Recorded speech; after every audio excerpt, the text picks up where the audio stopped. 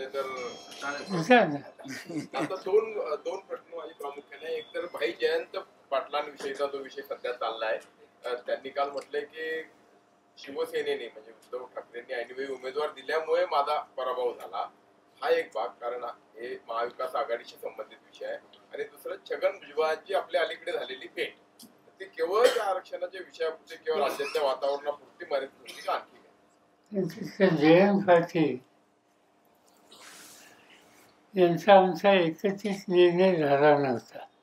एकत्रित याचा अर्थ काँग्रेस, राष्ट्रवादी आणि उद्धव ठाकरेंची शिवसेना या सगळ्यांच्या वतीने उमेदवार ठरवायचा आमचा निर्णय झालेला नव्हता. माझा इंटरेस्ट नव्हता, कारण माझ्या पक्षाकडे सगळी मिळून 12 मतं होती. आम्हाला एका पक्षाला निर्णय सफल करावा असं वाटलं, आणि त्याला कारण होतं. कालची लोकसभेची जी निवडणूक झाली ती आम्ही तिघांनी एकत्र लढवली.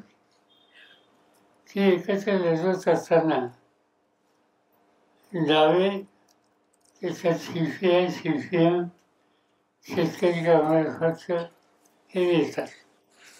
त्यांनी आमच्याकडे काही जागा मागितल्या होत्या आणि ते आम्ही देण्याच्या स्थितीत नव्हतो.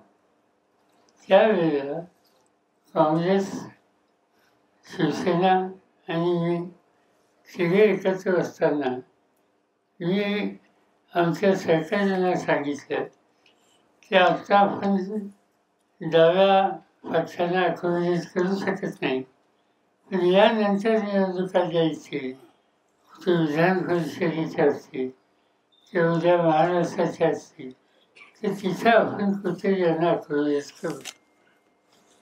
ते सगळ्यांनी मान्य केलं, डाव्या पक्षांनी मान्य केलं. आम्ही तिघे एकत्र राहिलो आणि तुम्हाला ठाऊक आहे की आम्हाला यश चांगलं मिळालं. त्यामुळे माझ्या मनात एक गोष्ट होती की संधी आली तर डाव्यांचा कुठेच विचार करावा. आणि त्याच्यात मी आमच्या सहकार्यांना कळवलं की आमच्या पक्षाकडे 12 मतं आहेत, आम्ही 12 मतं शेकापला देऊ इच्छितो. त्याच वेळेला काँग्रेसकडे मतं जास्त होती, त्यांनी त्यांचा उमेदवार उभा करणं साहजिकच आहे. शिवसेनेकडे थोडी जास्त होती पण पुरेशी नव्हती. त्यांनी निर्णय घेतला आपला उमेदवार उभा करायचा.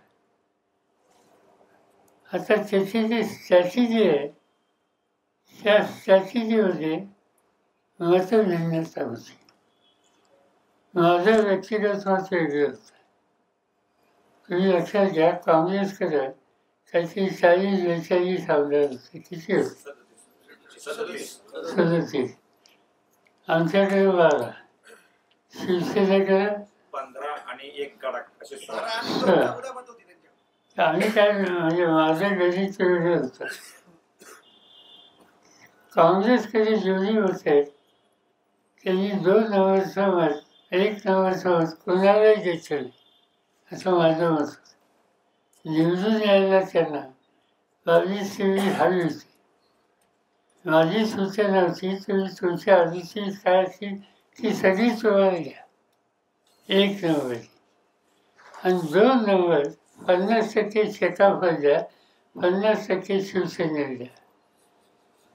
1 नंबरची गरजेपेक्षा जास्त मतं असल्यामुळं ती ट्रान्सफर होती आणि तेवढी अधिक मतं या 2 नंबरला मिळते.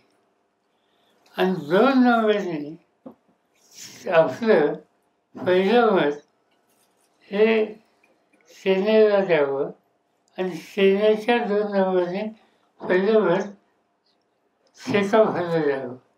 हे जर केलं असतं तर माझं गणित आहे 3 उमेदवार आले असते. एनिवे हे गणित सगळ्यांनाच मान्य असेल असं नाही की मान्य झालं नाही, आणि त्याचा थोडं फारसांचा उल्लेख जर तुम्ही केला त्यांना यश मिळू शकलं नाही, दुसरं काही कारण नाही. कुणाला फसवलं नाही. फक्त स्ट्रॅटेजी कशी असावी या संबंधीची मतविनिमय होती.